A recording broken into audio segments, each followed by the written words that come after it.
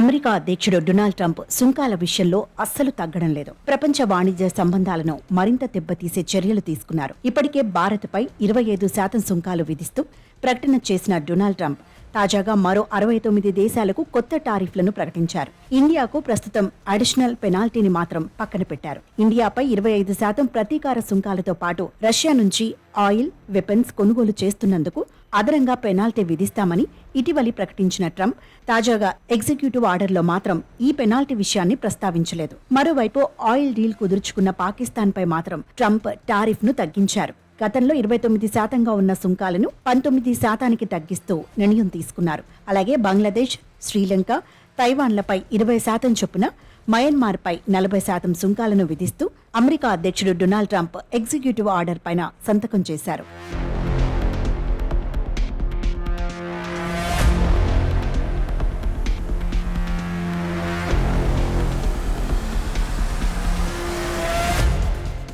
భారత్కు 25% సుంకాలు విధించగా పాకిస్తాన్కు 19% ప్రకటించారు.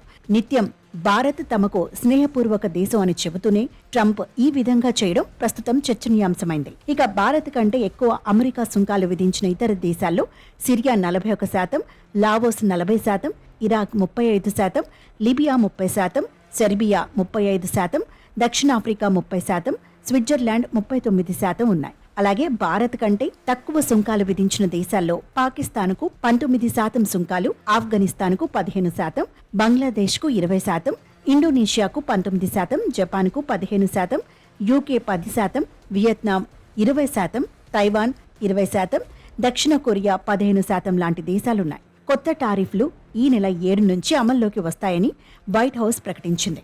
భారత్ అమెరికా వస్తువులపై సగటున 17% సుంకం విధిస్తుండగా అమెరికా గతంలో 3.3% సుంకం మాత్రమే విధించేది. ఈ అసమానతను సరిచేయడానికి ట్రంప్ భారత్పై 25% సుంకం విధించిందని నిపుణులు అంటున్నారు. అంతేకాదు భారత్ రష్యా నుంచి ముడి చమురు, సైనిక ఆయుధాలను భారీగా కొనుగోలు చేస్తోంది. ఇది అమెరికాకు ఆగ్రహం తెప్పించిందని అంటున్నారు. అలాగే పాకిస్తాన్తో అమెరికాకు ఇప్పటికే కొన్ని వాణిజ్య ఒప్పందాలు కుదిరిన నేపథ్యంలో ఆ దేశంపై తక్కువ సుంకం విధించినట్లు చెబుతున్నారు.